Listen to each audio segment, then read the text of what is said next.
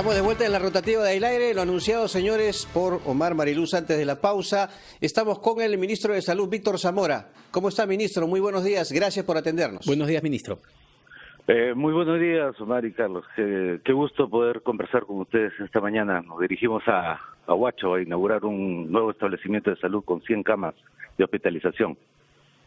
Muy bien, ministro, gracias a usted por atendernos. Más bien, este acuerdo que se ha tomado con las clínicas privadas tiene algunos puntos que queremos consultarle. En primer lugar, la cifra es una especie de tarifa plana, pero ¿cuál es el protocolo para que las personas accedan o sean admitidos en clínicas privadas? Por ejemplo, ¿tiene que ser referido necesariamente de un hospital del Estado o de un hospital de salud o puede ir, diríamos, por decisión propia al ver que no tiene sitio en un hospital del Estado a esa clínica privada?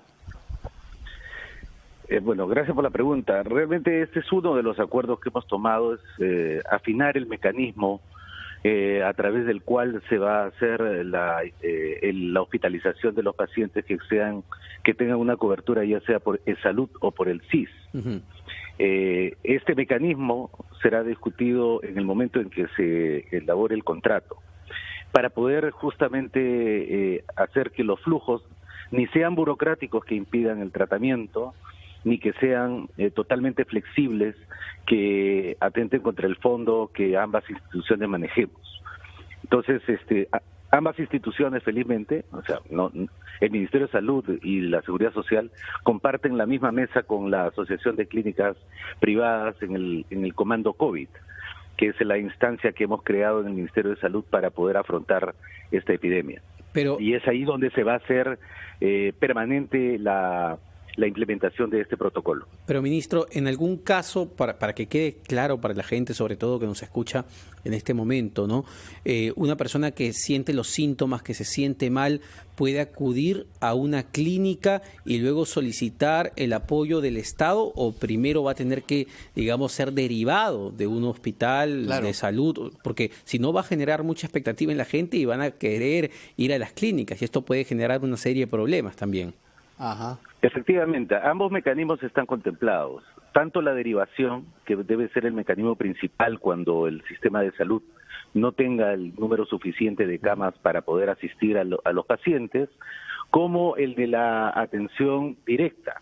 Muchas veces los pacientes no tienen tiempo para estar dando vueltas en el sistema y tienen que recurrir al mismo. Entonces, lo que nosotros vamos a implementar es un tablero de control para ver en dónde hay un sitio de unidad de cuidados intensivos, tanto en el público como en el privado, mucho más ágil, que permita hacer que los pacientes lleguen a la unidad de cuidados intensivos más próxima a su domicilio. Lo importante acá es la salud de la persona. No podemos demorar en su atención. Esto es vital porque el estar dando vueltas en la ciudad buscando una cama de unidad de cuidados intensivos va en contra de la sobrevivencia de nuestros compatriotas. Ministro, ¿y cómo va a ser la verificación de que se cumpla justamente este acuerdo entre Estado y clínicas privadas? Por ejemplo, garantizar que una persona en una clínica privada va a estar el tiempo necesario para su recuperación, porque esta denuncia la hemos recibido en varias oportunidades, que no se le dé de alta antes, ¿no?, cuando esté enfermo, para que haya un margen de ganancia de parte de la clínica y otros aspectos. ¿Cómo se va a verificar eso? No solamente que no se le dé de alta antes, sino que el paciente reciba todos los cuidados que necesita durante su estadía en el hospital. Para eso hemos quedado con las clínicas en hacer auditoría concurrente. Un representante del Ministerio de Salud o de E-Salud estará vigilante de que todos los derechos de los pacientes sean cubiertos por parte de las clínicas. Esta propuesta nació de ambas partes. En las propuestas iniciales siempre estuvo la necesidad de hacer una auditoría concurrente. Al mismo tiempo se ha planteado que el contrato contemple una mejor y más ágil pago por parte del Estado, en este caso del CIS o de salud, porque también las clínicas tienen unos flujos de pagos que tienen que sostener. esos son, entre otros, los acuerdos que hemos tomado. Y en cuanto, ministro, a los estándares de calidad para los pacientes que vayan a ser derivados a estas clínicas, ¿cómo se va a hacer la verificación? Porque un posible temor sería que la clínica trate de manera diferente a la persona que es derivada por salud, por un hospital, que a su cliente que está pagando un precio de clínica. A eso justamente me refería cuando te manifestaba el hecho de que la auditoría debe certificar, verificar, comprobar que los derechos del paciente, en tanto la calidad de atención, que significa la oportunidad, que reciba todas las medidas que él requiere durante todo el tiempo que sea necesario, se cumpla de manera estricta según los protocolos de atención que ha desarrollado el Ministerio de Salud. Ministro, yo quiero trasladarle estas consultas de la gente que está, por supuesto, muy interesada en este tema. Por ejemplo, acá me dicen, ok, van derivados o ingresan pacientes con CIS o con eSalud, pero también están incluidos los de EPS y el monto en el cual se ha quedado, 55.000 soles, ¿es íntegramente cubierto por el Estado de Salud? La pregunta me permite hacer relevar un hecho muy importante de la mesa de negociación el día de ayer. Tanto eSalud, la Seguridad Social, como Ministerio de Salud estuvimos juntos y ambos propusimos esa cifra como referencial derivada de los estudios que ha hecho el Seguro Integral de Salud. Esa cifra ha sido una modificación de la cifra inicial. En ese sentido, tanto los pacientes de la Seguridad Social como del Ministerio de Salud están cubiertos por el mismo esquema de financiamiento. El acuerdo del día de ayer significa que la Asociación de Clínicas ha aceptado la propuesta que ha sido desarrollada tanto por la Seguridad Social como por el Seguro Integral de Salud para que sea esa la plataforma financiera. Nos hemos avanzado, creo yo, en varios frentes. La salud sigue siendo el principal objetivo, la salud de nuestra población. La salud también nos une a varios elementos de la sociedad. Ayer estuvimos en un lado de la mesa, en la Seguridad Social, el Seguro Integral de Salud, acompañado por el Ministerio de Economía y Finanzas. Y en el otro lado, la Asociación de Clínicas, que pudimos, con las cuales podemos llegar a un feliz acuerdo que ahora podemos celebrar, ¿no? Ministro, una consulta que es recurrente y nos llega realmente al rotafono de RPP que nos están escuchando. ¿Quién va a asumir la deuda de los pacientes que están en las clínicas en este momento y que no tuvieron referencia de ningún hospital del Estado y que no cuentan con eSalud y mantienen al día de hoy una deuda con estas clínicas? Esto me parece no ha sido contemplado en el comunicado, en las conversaciones. Bueno, quizás no hayamos sido lo suficientemente claros en el comunicado, pero el acuerdo establece un proceso de revisión del pago de los pacientes que fueron hospitalizados con diagnóstico COVID-19. Esa revisión contempla no solamente la cantidad que ha sido presentado públicamente por las clínicas, que tiene que ser sujeto a una revisión, a un sinceramiento, sino aquellos procedimientos a los cuales fueron sometidos estos pacientes, así como la estructura de costos que se tienen que adecuar al nuevo acuerdo. Pero esa deuda no va a ser asumida por esas familias, ¿o sí? Tenemos que el objetivo es que no lo asuman, pero tenemos que ver que esto sea ajustado a la ley. Entonces, por eso es que nosotros hemos sido más bien ahí cautos en el sentido de que aunque tenemos el mismo objetivo, tenemos que revisar cuál va a ser el procedimiento para poder ejecutarlo. No quiero generar una expectativa que pueda chocar con una ley que me lo impida. En ese sentido, nosotros vamos a establecer el proceso. El objetivo es que las personas que se han endeudado no caigan en la pobreza, en una inestabilidad financiera por haber contraído esta enfermedad. Nuestro objetivo siempre va a ser la salud y el bienestar de nuestra población, pero tenemos que ser estrictos también en el cumplimiento de la ley.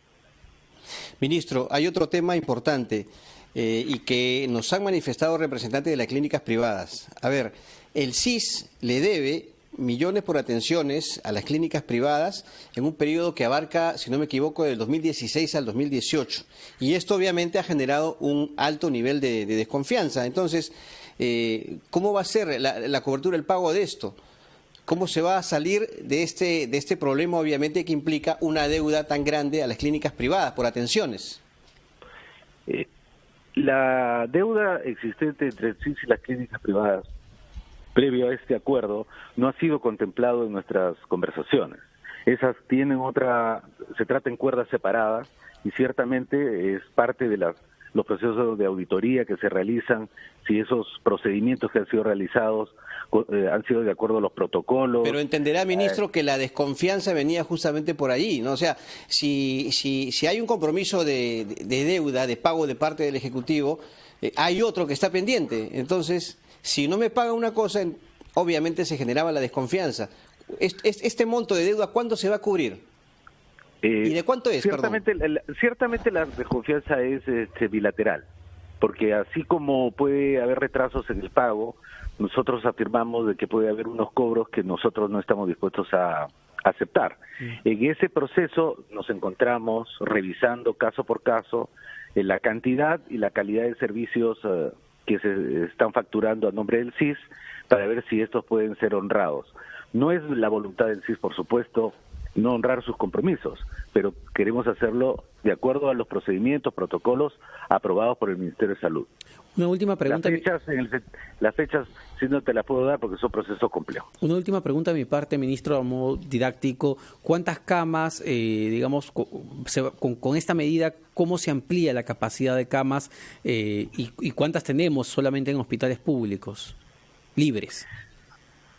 Nosotros en este momento estamos a través del Comando COVID, las cifras que ustedes ven que son alrededor de 1.400 camas que están a disposición de todos los peruanos y peruanas en camas UCI me refiero. Sí.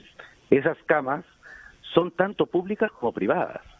Es el producto del trabajo del sector público y sector privado que hemos construido esa base de datos a través del Comando COVID.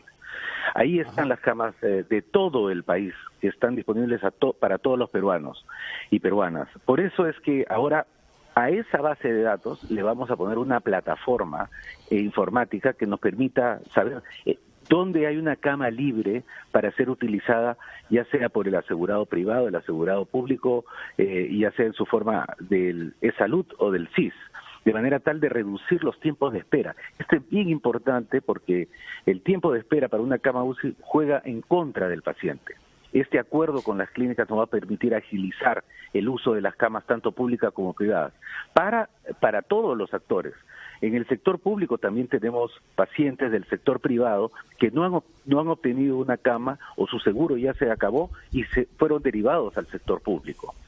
La Seguridad Social usa también las camas del Ministerio de Salud y el Ministerio de Salud hace lo propio con la Seguridad Social y lo mismo pasa con las Fuerzas Armadas. Este acuerdo nos permite avanzar en ese sentido. La salud nos une también en poner todas las camas a disposición de todos los peruanos, cuál era el objetivo desde un inicio. Ministro, ¿no reconoce usted, ya esta es la última de mi parte, no reconoce usted que este ha sido una deficiencia del Ejecutivo en llegar a un acuerdo con las clínicas privadas a 102 días de la emergencia sanitaria? Porque además, ayer dimos cuenta de inclusive un proyecto de ley del Congreso que fue observado por el presidente de la República y que iba en este sentido de la utilización, la disponibilidad de los equipos y la infraestructura de las clínicas privadas para la atención de pacientes con COVID-19. Y otro tema, realmente, ¿qué buscó ayer el presidente de la República con esta especie de amenaza a las clínicas particulares? Sabiendo que, si bien es cierto, está en la Constitución este artículo y esta posibilidad de expropiación, no era la medida más, diríamos, más oportuna o rápida, sino recurrir a la Ley General de Salud. ¿Qué buscaba el presidente ayer? ¿Presionar, poner contra la pared a las clínicas? Mire, lo que nosotros hemos observado durante la epidemia es grandes muestras de heroísmo, de trabajo, de esfuerzo, pero también lamentablemente hemos visto algunos comportamientos que distan mucho del compromiso con la salud. Lo vimos con los medicamentos, lo hemos visto con el oxígeno, lo estamos viendo ahora con algunas prácticas que prevalecía el lucro y no la salud en relación con las clínicas privadas. El Ejecutivo ha discutido en varias oportunidades qué hacer con este comportamiento que pone en peligro la vida de las personas. Creo que esa ha sido una manifestación de que era el momento de pasar a otro nivel ya para poder ordenar al sector privado en el sentido, algunas malas prácticas en el sector privado para alinearlos en el objetivo principal, la salud. Hemos usado, en caso de medicamentos, hemos salido a comprar grandes volúmenes para bajar los precios. En el caso del oxígeno estamos saliendo a comprar también plantas, balones, y estamos en negociaciones con el sector privado para aumentar la oferta de este servicio. Lo que quiero decir es que estamos tratando de dotar todos los mecanismos que permitan no utilizar estos otros que son extremos. Pero perdón, ministro, si había esta urgencia, por ejemplo, le pregunto, ¿por qué se observó esta norma del Congreso que iba en ese sentido? Y después el presidente a días nada más lanza esta amenaza, ¿no?, que iba acorde justamente con el proyecto del Ejecutivo, del Congreso, perdón. Justamente por lo que te manifiesto, en el sentido de que nosotros hemos privilegiado durante todo este tiempo el diálogo, el que podamos ponernos de acuerdo, en el comportamiento responsable de la empresa. En todo momento hemos privilegiado una reacción más bien positiva por parte de todos los actores. En la mayor parte de los casos lo hemos logrado. Estas son acciones al margen de lo que ha sido el comportamiento principal. El diálogo, el trabajo constructivo, que en la mayor parte de los casos ha dado un resultado bien alentador en relación con la epidemia.